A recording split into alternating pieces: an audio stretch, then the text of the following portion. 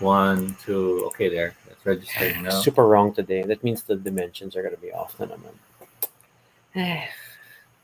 If you're watching this is a recorded live stream, which means we will start in a few minutes. Do feel free to watch us just ramble until the show starts, because we're waiting for our viewers, or jump forward to the start of the show, which we probably haven't marked. Mm-hmm.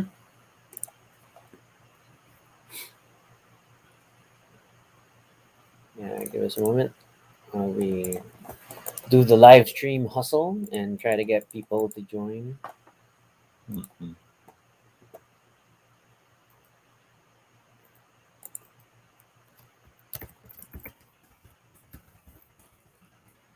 Okay, YouTube feed is there.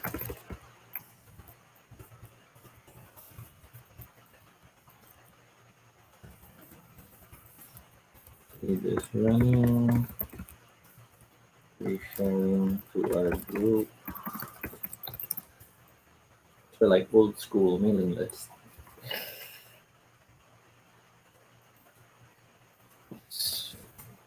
That wasn't what I expected as a tab because I didn't open YouTube. Yeah, give us a moment. That's running. We get things warmed up. YouTube is running as well.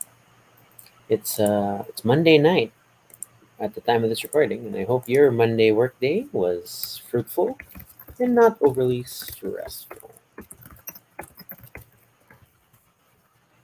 Not much we can do about it, but you know, one can hope.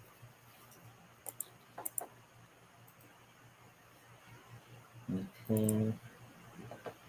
Reshare to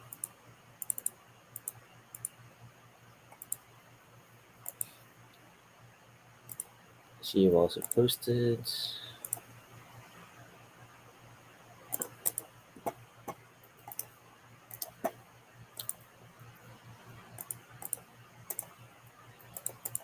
okay. Yeah, that is there. Okay. We've reshared to all our channels.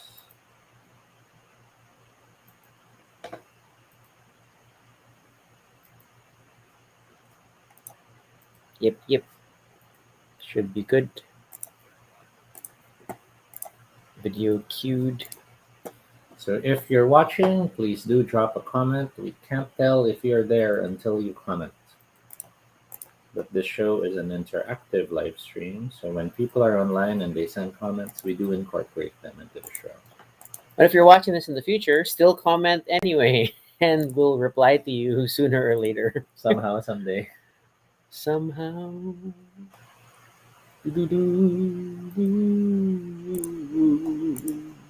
Okay, yeah, but the stuff has been shared. Yay, Board Game Monday.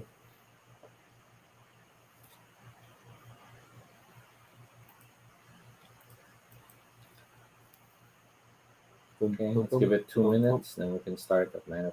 Sure. We're fairly on time today. Because we run out of episodes of What Did You Eat Yesterday. So then we're not as engaged watching stuff. And then the lost symbol is okay. It's still very different without Tom Hanks. I have to admit, Tom Hanks really added to the role. Oh. Yeah. We're watching The Lost Symbol. I'm okay, but yeah, I mean, it's not the bad. lead is like okay. It's not bad, but you don't connect with anyone. So it's really more okay. Let's see what they'll reveal. Yeah. So I had that like big thing at the end of the last episode, and I'm like, who is this again? Yeah, Because she looks like the person that he's been going around with, but then no, it's different. Ugh. It just shows our lack of emotional investment. and yeah, feels very B-roll, and it's annoying. B-roll. B-roll. TV shows aren't necessarily worse than movies. Yeah, like Hmm. Battlestar Galactica If is a prime anything, they example. actually have more, theoretically, They have more more time. time Yeah. to tell a story. So I don't get why they are the cast. Because that's what they had budget for.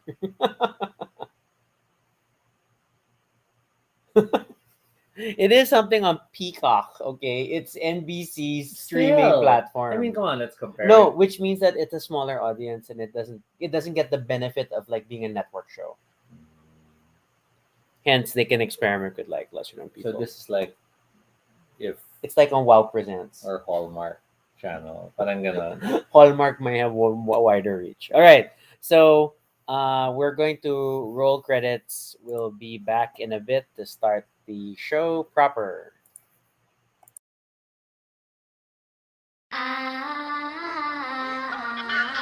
Oh yeah! Really great!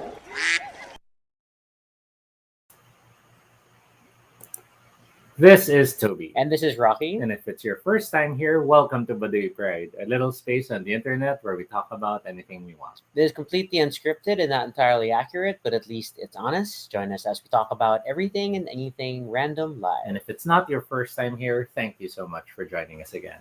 It's a Monday, and every Monday we talk about games. And today we have a trilogy of very dark games. Yeah, so this is from a series of games called, well, the main line is called 50 Clues. Yes. Okay.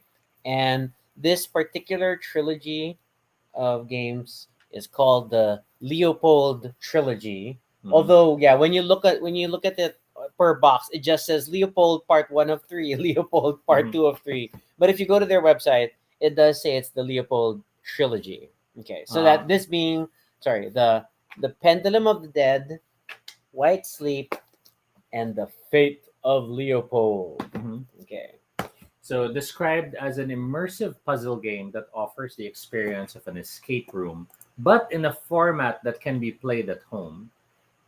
50 Clues is a 1 to 5 player game. I don't know why they even count as 1 to 5. I think they could just call it multiple player game or solo player game. Well, it's like it's like even Exit is rated as a Yeah, 1 to 4 player game. But I never Yeah. understood why they give player numbers. Anyway, it's a Too many game cooks. that you can play alone many or with your cooks. friends by Jet Norsker, if I pronounce it correctly. Probably not, but Um, we mean no offense. yeah.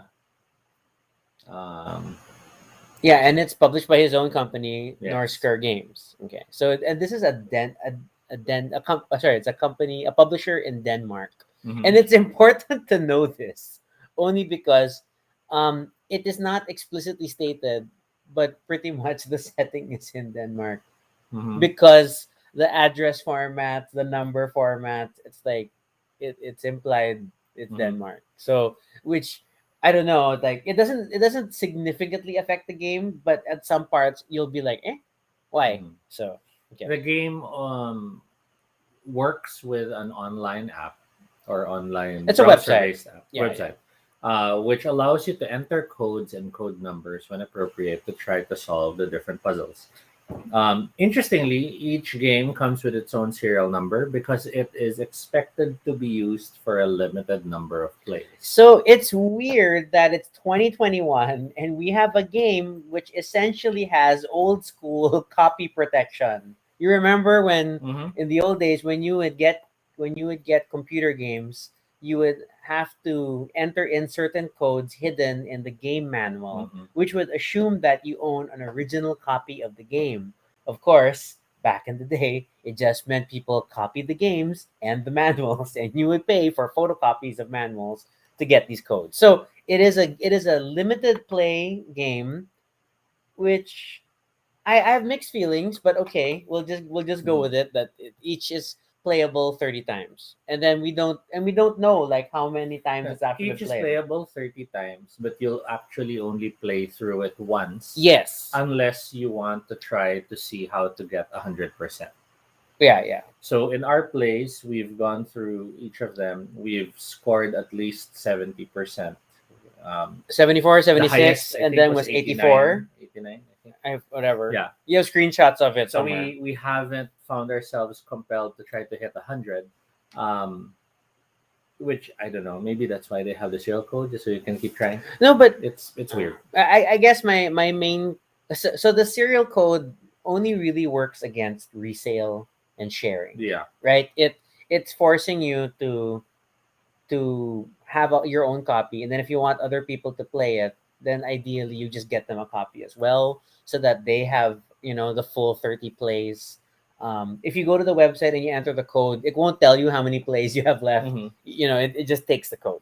But Okay. ultimately, it feels weird because in most cases, like other games like Unlock, for example, which don't have a code, yes, they do get resold, but people do still buy them.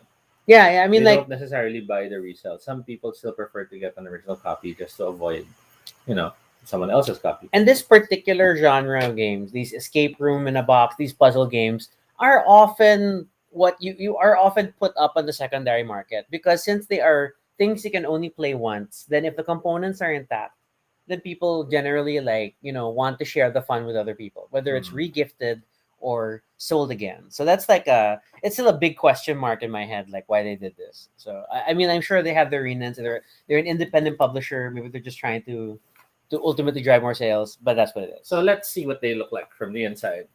Opening a box, you have the serial code. We're not showing the numbers. Yeah, I don't want to take our plays. And then you have your cards. Cards are the enlarged tarot set style cards.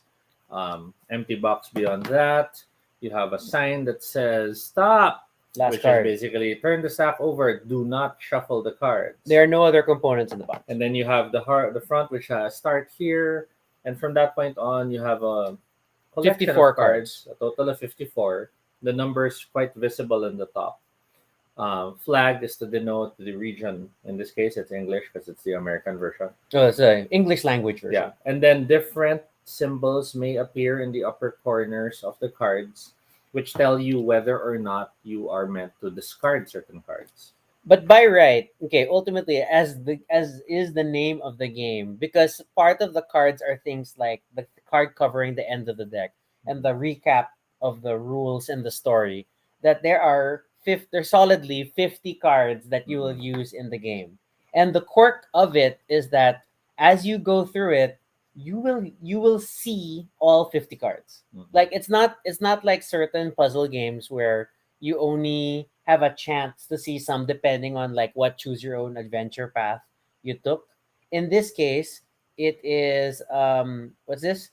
It is You will see all the cards. I've been Mhm. surprised by that fact in all cases, which and it doesn't even imply a strictly linear narrative. We've Mhm. had branching decisions, Yes. but it will still give you the same cards. But I guess the differentiator is the website. Well, Mhm. what narrative it spews out in response to your actions is what changes things. Now, while most escape room experiences that do use a digital component have built-in timers, built-in music, a complicated input system such as machines for unlock, Yeah. um, code systems such as code entrance areas for unlock or exit.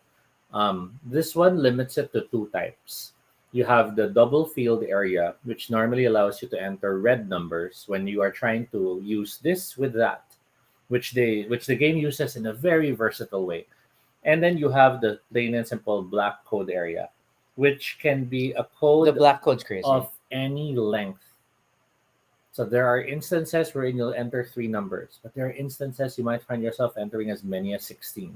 Yeah, like you can enter full phone numbers, zip codes, Mm. whatnot, depending on what you find in your investigation. And So it's kind of versatile. yeah, and that admittedly did nicely make the game feel interesting Yes. because, in as much as we love Exit and we do love Unlock, there is a point where you start automatically looking for those three-digit combinations. Yeah. Exit, it's a 3-digit code. Unlock, it's a 4-digit code to unlock Mhm. to get past gates. Mhm. So then, like, as you gamify it, your experience is narrowed to certain Mhm. fields. Mitch is asking if we've played this. We have, but we have not played this together. This is another of our many, many Mhm. quarantine purchases. Okay. But yeah, so, but the red field is strictly 3-digit number. So it's two 3-digit numbers, but they must be literally red colored numbers that you I find. think I'm willing to show The a beginning certain number parts. of cards. Yeah. So, first card will be a list of details about the game, what it's about, It's because the the box, premise. because Yeah. the game does not include a manual. Yes, they make you go to the 50 Clues website. By the time you get to the second card, it then breaks down to different components of the card. It tells you card numbers, it tells you instructions. Red number, black number. Excuse me, yes. By the third card, the narrative, which is very important. Mm-hmm. This game did not lack in throwing narrative. We've had games wherein it feels difficult, but it's because we don't know what we're doing. This one we generally know. I do wish there was a bit more flavor, Yes. but there was still a lot. There was a lot to go through. This game, however, has a big demand on what to have you think of, and we'll get to that in a bit. Yes. And starting the fourth card, you immediately start getting very evocative imagery. So, Yeah. just for quick sample, we have a room, we have tools. Tools. You'll notice there are numbers. And with that, you already start, thinking, maybe I should combine this item with that object, or maybe I should try using this object and that. And as to why you're doing these combinations is left for you to think of. If you, for example, and I'm not using examples from the game, if let's say you had a hammer and a cell phone, would you think to combine them? But then maybe the scenario is telling you that you need a battery, and you're like, oh, maybe we can use the hammer to break it open. So it's that sort of deductive reasoning or that sort of creative thinking that the game expects you to do. Yeah, which is not bad in itself. I think that we found ourselves really like talking through things and trying to figure things out and what we might want to try. I think what we can share, because it is like on the box and stuff. The premise of this trilogy of games is that we are playing a person named Maria Mm-hmm. who believes she is fated to save the world from this dark figure known as Leopold. Mm-hmm. But we start the game in a mental asylum. Mm-hmm. So that alone kind of tells you that it's a very tricky thing. And the game does clearly state that it is for mature audiences. It is not a family game, which is different from most other, escape room games we've gone through. Excuse me. Yeah. So yeah, the game does not shy from disturbing visuals, from disturbing imagery. And if you're wondering how disturbing this gets, I think it's fair to say that the story of this game would not be out of place when compared to movies like Seven. Um, not as bad as Saw, Yeah, it could be like an American Horror Story. but it Type. would touch on enough horror to the point that you will find yourself thinking of unthinkable things. But then, if you place yourself in Maria's shoes, they make crazy sense. Yeah, so that's like a synopsis, and at the same time, our best piece of advice is that embrace the narrative, fully embrace your character as Maria, and the fact that um, the this whole Leopold thing does sound literally kind of crazy, and the fact that you wake up in an asylum already tells you what other people think of Maria, and just live up to it. Mm-mm. Just embrace it, and I think that it will help you in the long term. The website, which you can access online, and the QR code that is provided in the back does offer a video tutorial, which Yes. nicely helps you grasp what is going on. The um, the website, however, can be tricky to navigate at first because when I remember when we loaded it, we weren't sure, do we press this first? Do we read the card first? And then at one point, timer starting, and then we're like, wait, were we supposed to read that? So we tried resetting. Um, that's another thing about this game that was nice. There are instances a timer appears. Randomly, well, not random, but it feels random. Like, what there's a timer, but normally it ties to the narrative. Like there is a time sensitive activity you are engaged in, Mhm. and having that giant timer appear at the top, it's like, what okay, we're gonna do this. Mhm. So that was pretty cool. Interestingly, the game uses a hint system that seems to know where you are. So when you press the hint button, unlike other escape room games we're in, Hint plus it, card number. yeah, you try to reference what you're asking hints for. This one sort of knows where you are based on what you've done. We're not sure how foolproof that is, but so far it worked.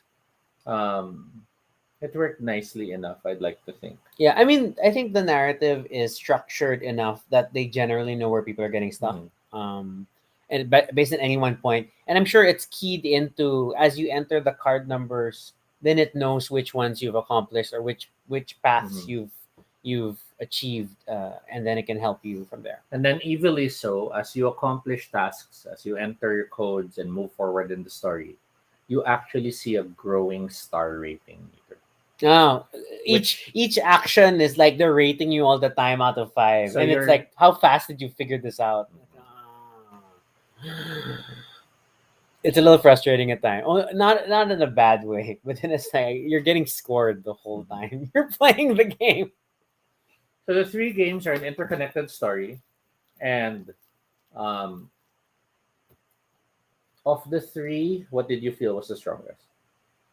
I don't know if it's really the strongest or it's the one where we've most like felt the vibe, but I think the White Sleep, the second game, Mhm. was I think the most we really got it. But to be fair, the first one isn't bad. Yeah. I think also part of our challenge is that we were still calibrating and like really understanding what it meant to play Maria. Mhm. And then the third was okay, but then I felt like they were just trying to tie up the narrative. Yeah. The puzzles were not as strong as the previous two. But your mileage will vary. This may be a relative assessment on our part, but two is like, yeah, we got this. Mhm. We're gonna do this. We're Maria. We're Maria. Now, while other games has sort of a guided approach through the puzzles, you go through this one, you've unlocked this one, so you know it's the next lock. You see the lock that you're going to unlock next. This one doesn't have that feeling sometimes, which can make you worry if you're slipping past something or if you neglected something. I remember there was a point in the game we're in, the car was ready and you can leave, and I was like, "Wait, but we have these cards." Yeah, should we do something before we Yeah, leave? But it's like, are yeah, we forgetting to do this? Are let's we? try it. And then the narrative like broke slightly. Like there were some statements that didn't seem like it's it's like once like, are you ready to leave? Then we leave. Then parang we're back. And then we left. So I Mm. but it's like it's a super minor thing. Which just tells you that they can't predict everything. Like there is a possibility you'll solve certain puzzles out of order. The game approaches artwork with a very monochromatic approach, plus the accent of red. So you have everything in this black, gray, and white tones, which gives it a nice, dark, gritty feeling. Then you have red when it comes to certain code numbers or some details. Beautifully done.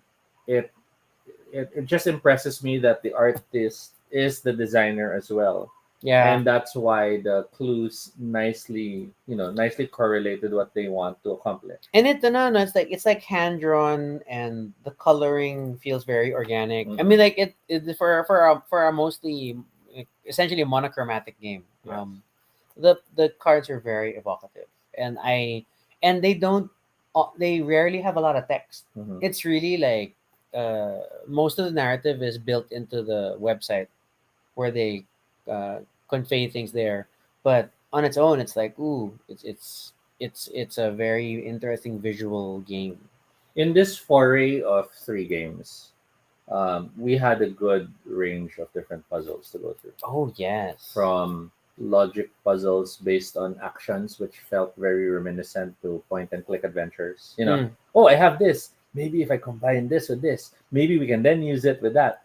Um, from that sort of thing to usual map related puzzles, There were ciphers. ciphers. There were equations, math stuff. There were sort of symbol intuitive stuff. Mm-mm. So there's a lot going on. Actually, I was very surprised by the diversity of puzzles, and there were some of them will breeze through, but some of them we get stuck. But it's Mm-mm. like a good kind of like you kind of know the shape of what you're trying to figure out, and it's just the challenge of just getting through that particular one. The game also utilizes a common tactic of other escape room games, and there are numbers hidden on some cards. Yeah. And those numbers aren't necessarily that easy to read on first glance. Sort of giving you that feel of, did you really look carefully around the room? Mm-mm.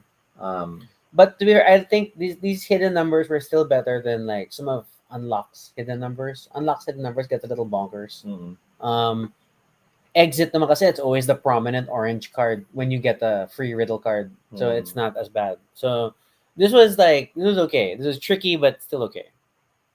In that regard. The game did not come with its own music. So while playing, we would play soundtracks of different movies, everything from the game to Bone Collector and the like, in And order to get the feel. and we definitely felt slightly frustrated about this because they already had a website and Mm, like what I mean, to be fair, it means you're gonna have to pay for royalty for music, but yeah. it would, I think it would have gone a long way just taking that extra step. And then it is a website experience and not an app experience, Mm, so nice because you're not dependent on a app market to have the app and to keep it maintained. yeah. Kind of sucky because then it's just this weird generic browser I know experience. I was freaked out a few times because I was worried that I pressed refresh Mm, and mm. did that eat up one of our uses? Uses, yeah. And then even the app itself is so like no frills, straightforward. It is really just red number field, black number Mm, field, and then an empty text box area where they put text or where they put your score for particular puzzles that you solved. Um, so I guess we could talk about how did you find the story as a whole? I think the story wasn't bad. I definitely liked the story, but the story was a huge jump in. Mm, So there wasn't the feeling of grasping things better. I mean, maybe if the intro sort of started with, let's say, um, so a few pages, meaning just written text of Mary talking about Leopold, of who this Leopold character might be, mm. then maybe it would have been easier to jump into. Since we had no frame of reference on who this Leopold was, Yeah, there were instances where we just had to go on leaps on what we were looking at. we just solved puzzles and just kept Mhm. going. So because like the in the back of the it's the first game now. We'll only describe um oh yeah, it's not even here, but just like there's a prologue where you read where she just mentions that she thinks she's fated to defeat Leopold. Mhm. We just don't know what is a Leopold. Is he a vampire? Is he a demon? Is he whatever? It's just Leopold is the antagonist and we must defeat him. So you Um, just take that there were conceit. portions in the story as well that were nicely done because you see things from Maria's perspective, but then the cards show you the real perspective. Oh, And those were ah, brilliant moments of, oh my God, I think we're really nuts. I think we're not the good guys here as we're going through the story. yeah, yeah. They're Um, definitely crazy. And okay, and I think the fully embrace the crazy bit. There's a part in the first game early on where really it becomes a how do we get past this challenge? And then and then Toby's like, how about we do this? And like, really? Are we gonna do this? It had that moment of, are we gonna do this? Are we really gonna go full on crazy? And it worked. and it let us go past. Was it the best solution? No idea. There may be others. But it's what we did and it got us forward and Mm-mm. it kind of informed the rest of our thinking. So that much I praise that immersive aspect of the game. The story as a whole was okay but like nothing amazing because Yeah. like we didn't have a good setup and then I didn't really feel like what was pushing us forward. Hmm. Like it was just we were prompted that this is what she wants to do, but I didn't really know if like what does the story want to say or like what is the end goal because Maria's just gonna keep doing crazy things and nobody seems to be able to stop her or I don't know or should we be stopping her and all these things. Looking at the designer's previous earlier work, we have everything from Match Madness Extreme to Shadow Blocks, Burger Academy, Bermuda Pirates, which is a lot of more common Friendly friendly family games. stuff. The earliest we see of an escape room was 50 Clues Ritualette, released in 2018, Mm. which seems to be the first attempt into the genre. Here, you're an investigative team sent to a tragic event. A passenger car has crashed after a short car chase. The driver has fled, while the officer who participated in the hunt lies on the asphalt dead with gunshot wounds. This ritual supposedly seems to be the first game. Is it connected to Maria's story? We don't know. We wish we knew. We wish there was such a way to check. Looking at the cards, Things are different. It's more it colorful. looked much more invested. This is a smartphone. It's a smartphone thing right here, But it's and just then a here, web browser yeah. opening the app on a phone. Yeah. Um, so it definitely looks like it was a Danish only release. It was probably the first attempt at the genre, Mm. But and it was already a mature theme thing. for all we know, it might have been the start of Maria's story. Yeah, because there is a second trilogy that has been already announced and it's coming out Mhm. in November of this year, and it's called the Maria Trilogy, which makes me wonder because the Leopold Trilogy has us fighting Leopold. Mhm. So does the Maria Trilogy mean we're gonna fight Maria? I am intrigued. But yeah, so this was actually not a terrible experience. In Mhm. fact, I think that the quality of puzzles was great. The narrative was okay. The art was evocative, Mhm. beautiful. Um, and then the overall game design was like is like pretty good because of the wild card that was the black number field, which can Yeah. take any literally any length of numbers. And there were puzzles that had us typing in a very long Mhm. string, half asking, "Is this right?" And it worked out. Mhm. So I like that thing because as much as I love unlock and exit, but it has like the game aspect of it is more evident. Yeah. There are logic gates to some degree Yeah. that are familiar patterns. In unlock, it's everything from the red and blue number combinations to when you see a yellow marked card, you know it means there's a 4-digit code, and then we just have to figure it out. So Yeah. it drives your behavior. This one, you never quite know what you're gonna get. You're always like, oh my god, is this, are we gonna put this in as a black number? Like, are we gonna try it? That and combinations of red numbers, and like, are we really going to do Mhm. this? So I also liked how objects are something that you can try using again in other areas. mm, There were some attempts that used that in Exit and Unlock as well. But here, it was interesting how you'd use it for this, but then you don't discard it, so you know you can still use it again later. And there is that step forward in terms of usability that sometimes you'll just think of on your own. For example, and this is not to spoil anything, if you had a cell phone as something you could use, your common thought is that you can use it to make calls. But then you realize there are other things you could use the cell phone. it's a smartphone, so Yeah. you have a lot of apps. So suddenly, when you're looking at things, oh, wait, maybe we can use it for this and this. Why? Because if I use it that way, I get to do that. And that's what makes this game really, really good. Yeah, yeah. Um, and props to like whoever handled translation. I mean, like for a non-English game, Mm-hmm. it didn't really feel like a non-English Mm-hmm. game. I mean, we've seen, obviously we have a long history of like games from non-English speaking publishers, and then some of the initial forays into like translation are like Mm-hmm. really wonky.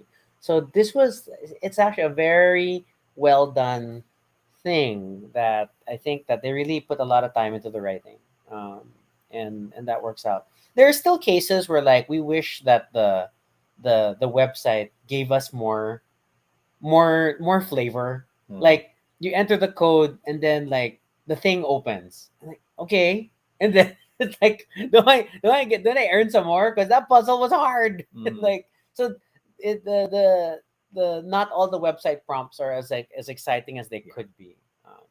I understand why, but like that's just like, if I were to nitpick, I would want more Mm-hmm. flavor in that regard. How did you feel about it being a mature themed game?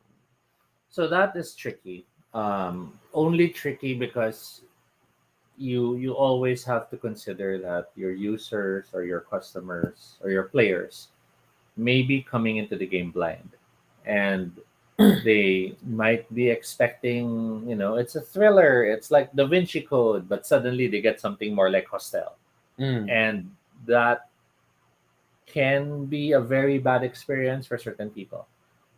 Just saying contains graphic violence might not be enough as a warning. Um, Yeah. so It if has no content warnings, I guess. But like, yes, there's no specific trigger warnings for yes. people who need them. So that could be tricky.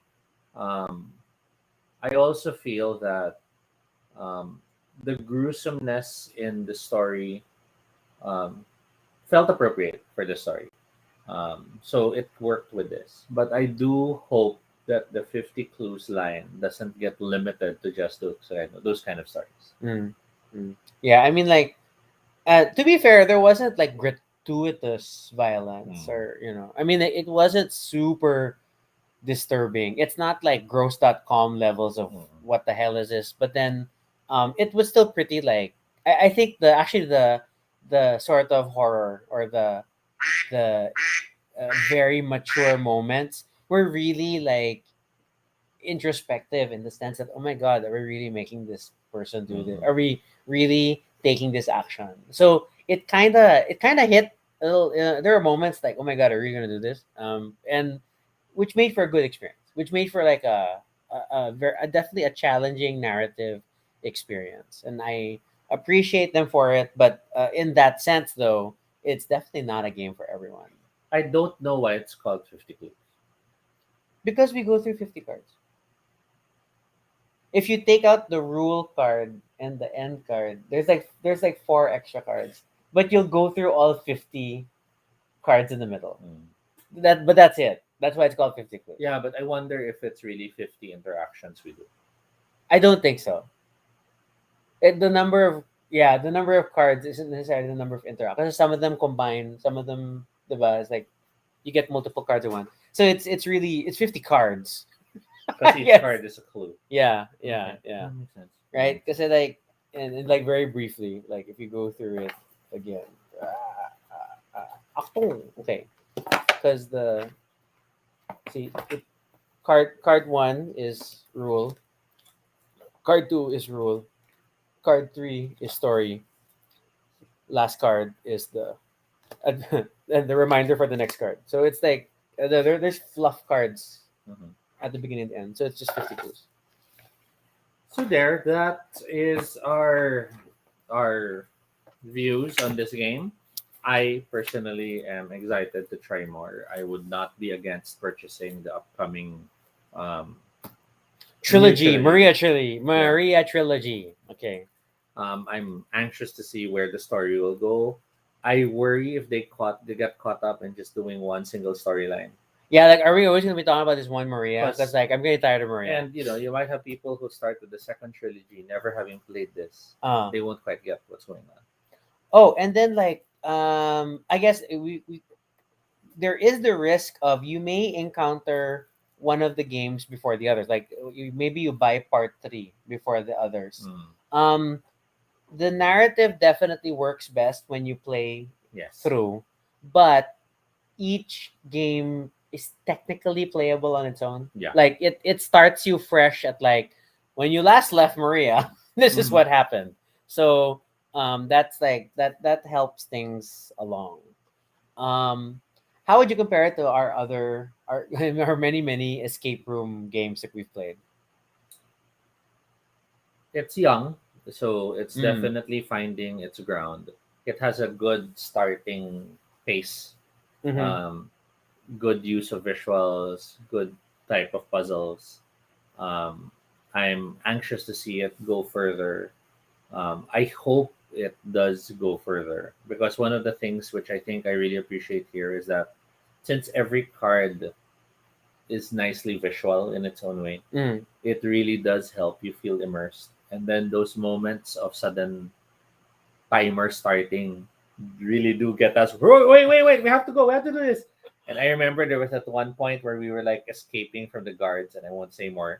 But I was like, I got it, I got it, I got it. This is what I did. Are you sure you can check, check, It made check? things exciting. And It yeah, made things very exciting. but after you enter the stuff and then you move to the next puzzle, you don't exactly know if you got out or Yeah. what. And So it misses that. the timer takes a while sometimes to disappear. So it misses that feedback from the interactions, which I think it could benefit from. Yeah, because some just like correct take card blank, and then it's like, So oh, Mitch okay. shares the art is like time something game. You're thinking time stories, which had full colored artwork, but time stories did have very minimalist looking art at some point, which did interconnect. Yeah, So there is that. it has a relationship, but I think the particular style they went for, um, man, where they hand drew everything. It's like wrenches, phones, Mm-mm. houses, different angles of the same house Very as you well done. approach it. Very very interesting pieces, and then the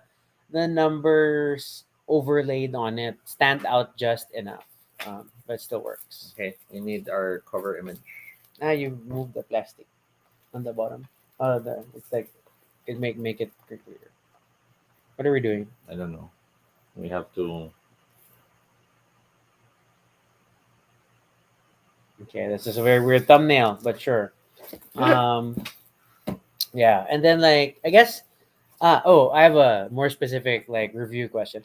Since we feel like it's a young game, then how do you feel like if we compare it to something like early unlock, like pre machines unlock? I think it's doing better Mm. because um, Unlock had the problem of being very color coded. And very very math at the So beginning, no? so with the very color coded feel, um, it was super. You turn to this artwork. Look, it's that color. So those are gonna be clues to the code later. Yeah, yeah. Here, since we were very already blatant from the start, we have these red or black containers with numbers.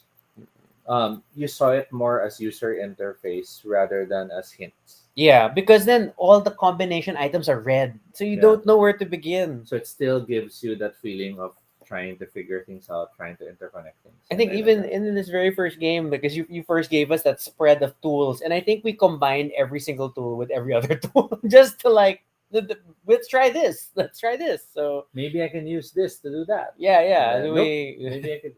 So we did work through like our that's what got us to 70% for that first game. We had a lot of trial and error, so that was okay. And I definitely like this more than like in terms of recent games we've been playing. Like we tried another Undo recently, and then like ooh, that was rough. So this definitely felt like uh, a cleaner narrative experience. So I think the story is like very very promising. I am also excited to see like what else is gonna come out of this game line and how that'll go. Okay, and hi that. All right. So that is our review and episode all about 50 Clues, the first trilogy. I The hope Leopold Trilogy. I hope that 2018 Ritual has an English release. You just want to see what it looks like. I want to go We, through we're it. always like we're always get curious I about want to this. play it. And of course, I can't help but feel that's the start. That's before she gets thrown Mm. in the thing. The 50 clues officially comes with the prologue video, which is tied to the prologue narrative, which is all about someone else investigating. Yeah. It's a non-Maria story at the start of everything. So that was like, oh, okay, intriguing. But yeah, that is our review. Thank you for joining us. We had a lot of fun, and we hope you'll join us again next time. So, for questions or suggestions for future episodes, you can fill up the Google form at bit.ly Baduy Pride Ideas. We're trying to keep October a little scarier, so we're starting off with this more like psychological game experience. And feel free to suggest more games of this nature. Then, you can follow us on Twitter, Altobe No Shade, RG Suniko. You could also check out our blog, baduypray.com, for all the previous episodes and stuff about us. So feel free to continue the conversation about the comment. Continue the conversation in the comments below. Blah, blah, blah. And let us know what you think about the game. Do you think we have more space in this industry for mature themed narrative games. And if that was the case, what maturity are you looking for? Is it just violence? I mean, maturity can mean so many different things. What are the stories that you think are Mhm. worth exploring? Or should there be a escape room game that's more romance oriented? Who are you escaping from? No, I mean it's the escape room system, but now it's like a choose your own adventure romance story Mm, or a okay. interactive fiction style rather than just purely escape Mm. room. So we'll find out. And be sure to subscribe for notifications, whether on Facebook or YouTube, so you don't miss our next live stream. Once again, I'm Rocky. And I'm Toby. And And this this is is Baduy Baduy Pride. Pride. Good night, everyone. I forgot where my